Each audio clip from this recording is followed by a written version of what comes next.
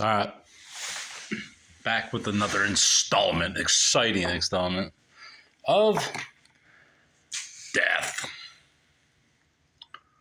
These are books on death, dying, funerals, and all kinds of goodies. Not my will. This one isn't exactly on death, but it's on cemeteries. Well, it's not even on cemeteries. It's just a book that has a cemetery on the cover, so I included it. It's not really part of the collection, but you get the point. The View from a Hearse, a Christian view of death. The last thing most people want to talk about is death. But it's there, always there, waiting to claim parent, child, husband, wife, lover, friend, and me. I will die. Accident or cancer, bullet or bomb. That's a good one. Accident or cancer or bullet or bomb. Death has many doors, but what is on the other side? Can we know? This book answers questions about death. It does not seek to comfort, but to present facts, some of them chilling.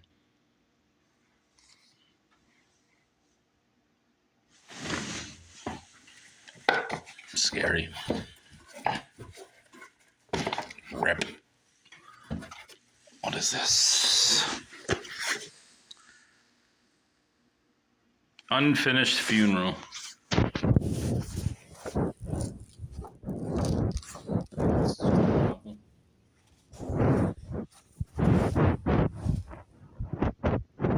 She besieged the whole countryside between Girona and Barcelona, and her whole family from Paris down to Sicily to Venezuela, Chile, and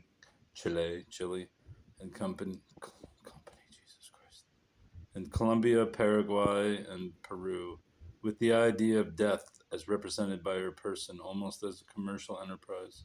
Long before salesmen had become scientists, such hidden methods of persuasion as contempt for good health, a sense of uselessness, a lack of faith in all the efforts of the mind to make life worth living, had become items in her window display, which began in her eyes and face and spread from there to her sickbed and her room. Actually, it's a pretty interesting start.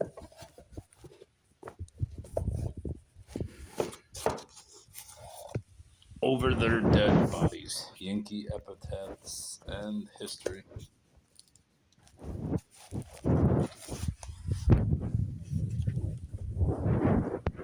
In memory of Thomas K. Park, Jr., and 13 infants, children of Mr. Thomas K. Park, and Rebecca his wife.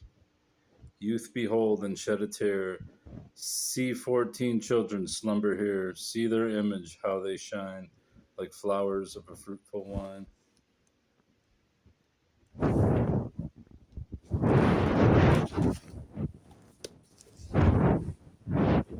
Sudden and Awful, which is the next book. Dragon Epitaphs and The Finger of God.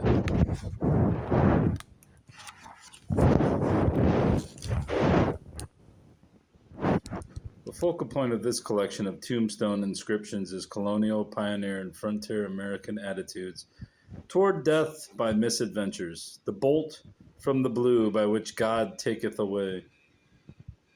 The awful of the title carriers, its original meaning of awe, full, filled with awe, profoundly impressive, appalling.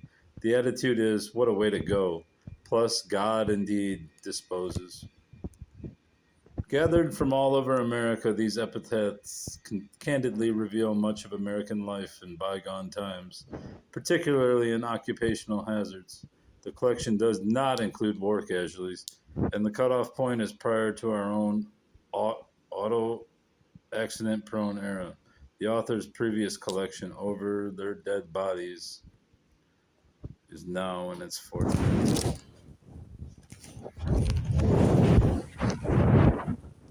Erected in Deadwood, South Dakota by a friend to James Butler Hickok. Wild Bill, killed by the assassin Jack McCall, Deadwood, Black Hills. August 2nd, 1876. Pard we will, meet again in the happy hunting ground, to part no more. Goodbye, Colorado Charlie, C.H. Utter.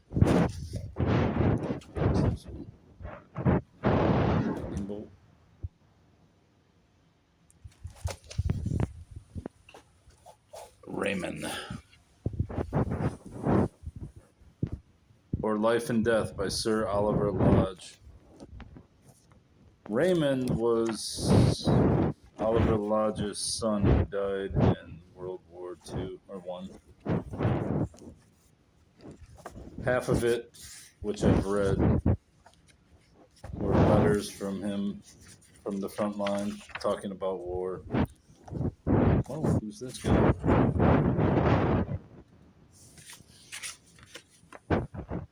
U.S. Marshal Charles Rubin, Kansas City, shot and killed these criminals during burglary August 16th, 1915. Good job, Charles.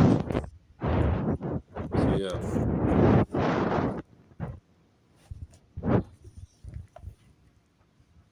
Anyway, he eventually contacted his son through seances. At least he said he did. It's kind of a sad story. Lodge was a scientist, and he was denounced for this book because it's considered sentimental. But, I mean, his son died in the war, so what do you expect? Rest in peace. The complete book of Death and Dying. Dying by Constance Jones. Death has been subject of fascination for humankind since the first spark of intelligence ignited in the human brow. Our sense of our own mortality has fueled the individual imagination, and in much the same way has nourished art, religion, politics, science, economics, and social custom. In short, death touches every aspect of our existence. RIP, the complete book of Death and Dying, addresses the many pieces of the mortality puzzle in an effort to illuminate, demystify, and enrich the subject.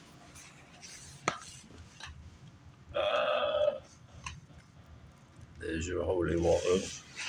Let's see what we got here. Speaking of death, euphemisms, colloquialisms, and slang.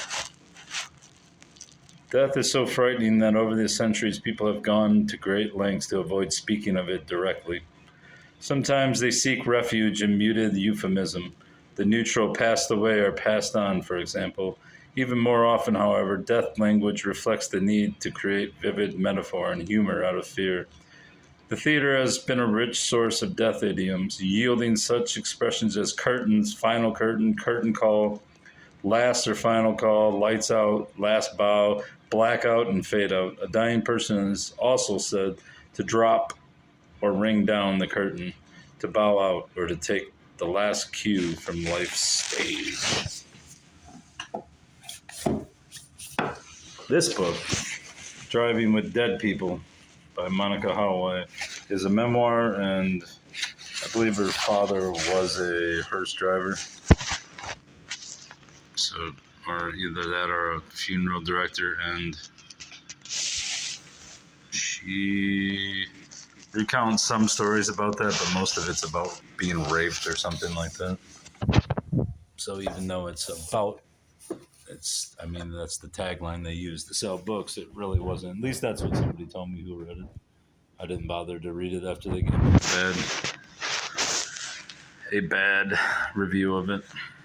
The Casebook of Forensic Detection, How Science Solved 100 of the World's Most Baffling Crimes.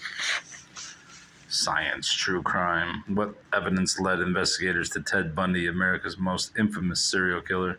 How was the mystery of Anna Anderson, who claimed to be Anastasia, daughter of Tsar Nicholas and Alexandra, solved after decades of speculation? How did authorities prove the notorious Hitler diaries were a fraud? Skeletons in the Closet by Elizabeth Lennington. This is a mystery novel. As a sergeant in the Los Angeles Police Department, Ivor Maddox knows how it feels to have his hands full. Now his wife, Sue, also a detective on the force, is expecting a baby, and that's almost the least of his problems. In addition to the usual round of assaults, hit and runs, church vandalism, and liquor store holdups, Maddox is dealing with some of the strangest and most frustrating cases of his career. There's the murder of Bobby Kelsey, a 13-year-old boy who was found dead after being brutally assaulted, a case complicated by the grief and wrath of the boy's father.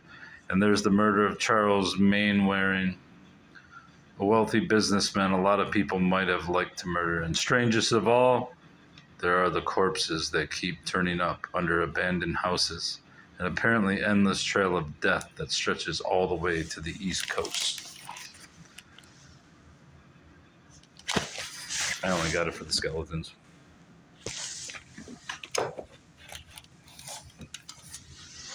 To a skeleton and other happy thoughts. These are poems by a man named, what's his name? Will S. Richardson.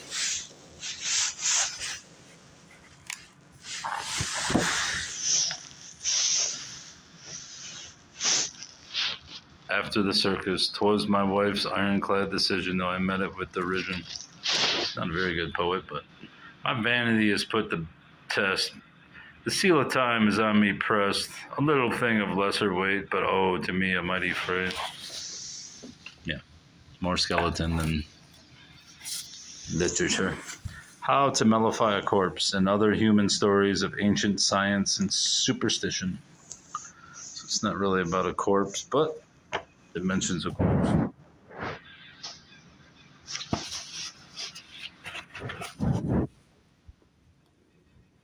The honey of an afterlife, that's what Alexander the Great sought and got. Mellified, embalmed, and honey.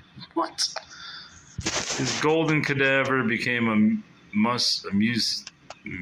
must-see attraction, visited by Julius Caesar and generations of Roman emperors. According to eyewitnesses, Alexander looked great for 538 years. How the fuck did they embalm him? What, they just soak him in it? Alex's story. Wait, they're calling him Alex? Alright, I'm done with that. They don't call Alexander the Great Alex. Get up there. That's crossing the line when you call Alexander the Great Alex. Funeral Direction and Management by Ann Hampton Franz. Copyright 1947. State Board of Funeral Directors and Embalmers for Florida. Discouraged is the man who meets a problem and finds no way to solve it. Happy is the man who meets a problem and works out his own successful solution. The Florida State Board of Funeral Directors and Embalmers feel that they can come under the latter classification, for they feel they have solved their own immediate problems. Yeah, me too. Just tells you how to give a funeral. Apprentice training. You can learn to be your own funeral director. All right. What's this one? Bury the Dead. Stories of death and dying, resistance, and discipleship. Bury the Dead is a collection of personal encounters with death. Stories of Alzheimer's, AIDS, cancer, hospice, suicide, murder, systematic violence, genocide, and more. In this book, a teenager tenderly watches his mother's body. That's creepy. A community organizer cries outrage over his blood-soaked comrade. A faith father builds a coffin for his infant son. Martyrs are honored by a former political prisoner. Young scholars' experience in Palestine shape her reading. Yeah, those are the stories. Honestly, this has hurt my eyes reading in this dim light. Tales behind the tombstones, the death and burials of the Old West's most nefarious outlaws, notorious women, and celebrated lawmen. Crumbling headstone in the cemetery at Bodie, California, memorializes Rosa May, A prostitute still known for caring for the sick. In Deadwood, South Dakota, Calamity Jane and Wild Bill Hickok, infamous to the end, lie interred side by side per Jane's last request. And at the top of Lookout Mountain in Colorado lies the greatest Western showman of all time, Buffalo Bill Cody, his gravesite visited by thousands every year. Charles Alexander. This really hurt my eyes.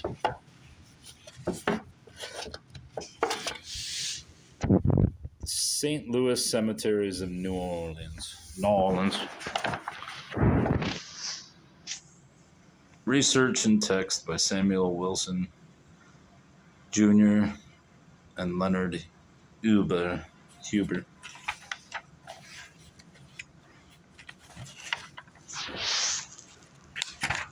First New Orleans Cemetery, 1721. Anyways, that's the goodies that are in there.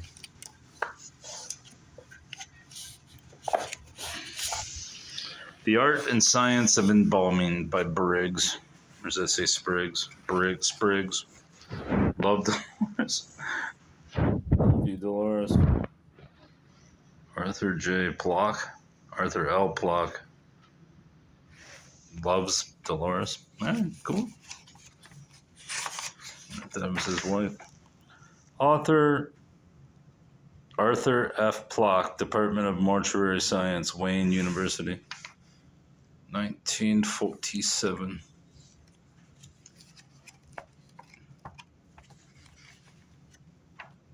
I was hoping there'd be some photos. There we go. What's this? Showing axillary vein. It's creepy. I don't like it. Skeletons. That's what you do when you embalm the deadbeat. The deadbeat will gratify the reader. Lost souls, lucky stiffs, and the perverse pleasures of obituaries. What a wonderful surprise. What a wonderful surprise. A charming lyrical book about the men and women who write obituaries.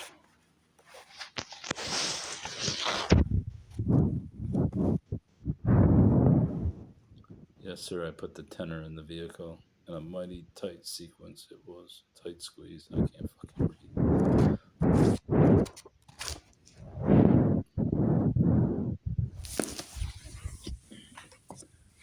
Do dead people watch you shower?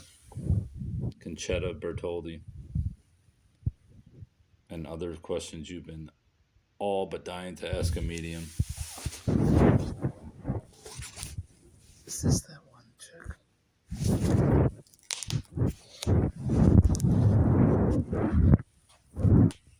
Concetta Bertoldi has been communicating with the other side since childhood. And Do Dead People Watch You Shower, the first ever book of its kind, she exposes the naked truth about the fate and happiness of our late loved ones with no holds barred honesty and delightfully wry humor. Inside the National Forensic Academy, the world's top CSI training school, bodies we've buried.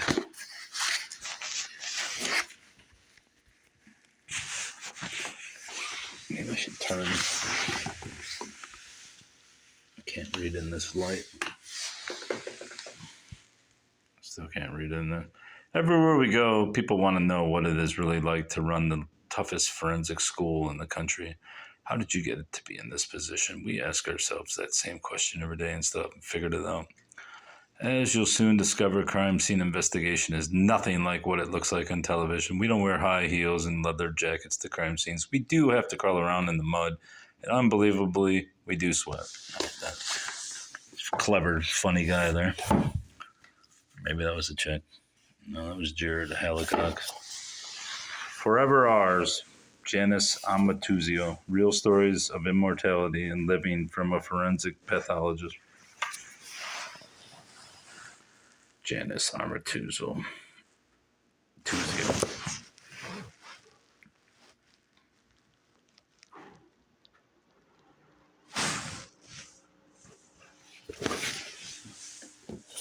not really into the forensics aspect. Corpse. Nature, forensics, and the struggle to pinpoint time of death. When detectives come upon a murder victim, there's one thing they want to know above all else. When did the victim die? The answer can narrow a group of suspects. Make or break an alibi, even assign a name to an unidentified body. But outside the fictional world of murder mysteries, it's really hurt my eyes to read in this light. Post-mortem, solving history's great medical mysteries. Just said the light's killing me. Buried Alive, the terrifying history of our most primal fear. That actually sounds really interesting too. Nothing else can scare the bejesus out of you quite like the image of a living person sealed in a tomb. If the idea quickens your pulse, you're going to love Buried Alive.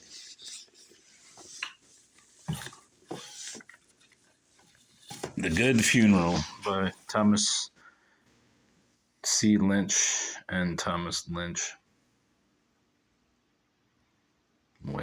Thomas C. Long and Thomas Lynch. Lynch I've been aware of for at least 20 years because he's not only an undertaker, he's also a poet.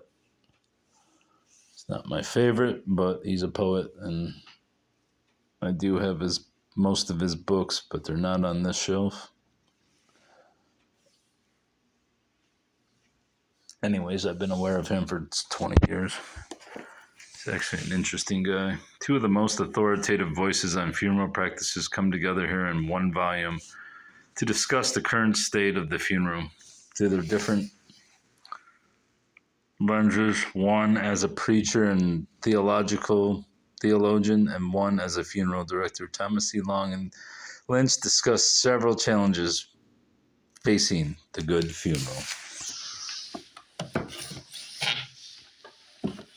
The Funeral Encyclopedia.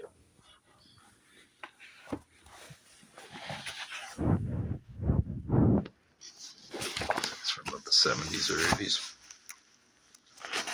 70s.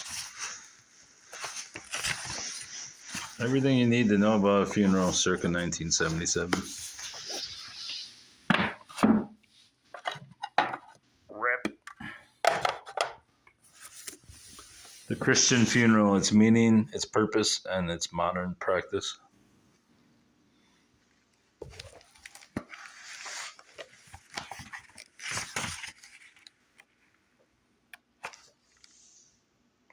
'66. As I said, I'm not reading these captions. My eyes are hurting from this dim light over here. I'll never do this over here. Funny thing is, I got those from an old funeral home. Both of those lights. My brother was working on it. And the funeral home in Farmington, Michigan. And he secured several of those lights, including this cool one that's out on my porch.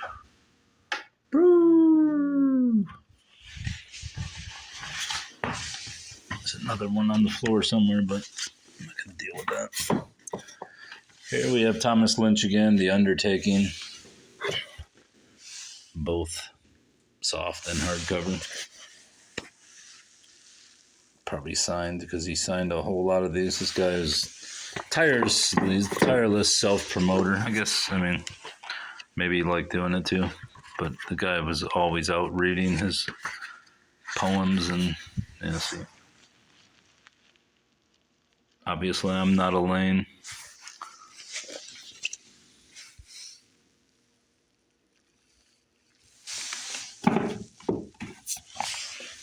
A walk through the churchyard toward the spirituality of Christian death.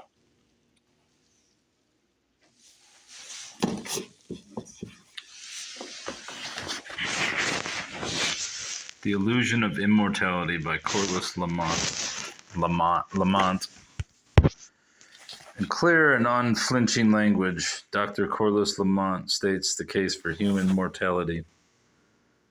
the finality of death, but he argues the illusion of immortality is an affirmative vision, not a negative one.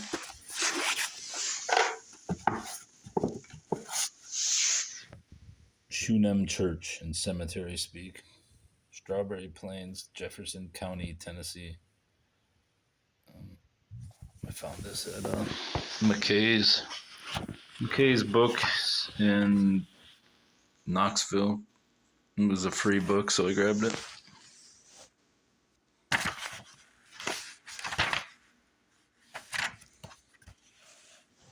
Since it's about a cemetery. Physics of immortality. Modern cosmology, God, and the resurrection of the dead. A thrilling ride to the far edges of modern physics. After the funeral, the posthumous adventures of famous corpses. Like I said, I'm not reading these captions because my eyes are killing from this dim light. Body of work. Meditations on Mortality from the Human Anatomy Lab.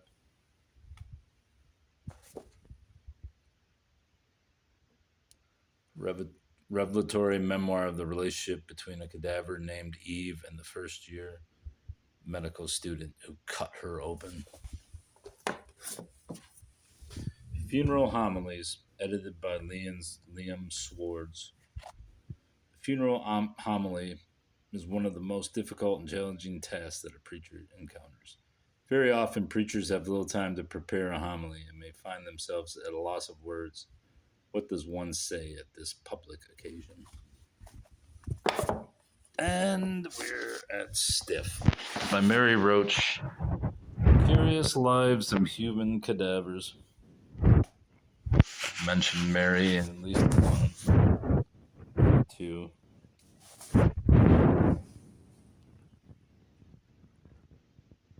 Like I said, I like Mary, but I don't think she's the correct researcher. She kind of leaves stuff out, as in the case of Thomas Lynn Bradford, but that's not in this book. That was in Spook. I have not read this book, and I probably never will. I actually think there may be more books. I scratch the floor here, so maybe there's more books in here. Nope, just jars of coins.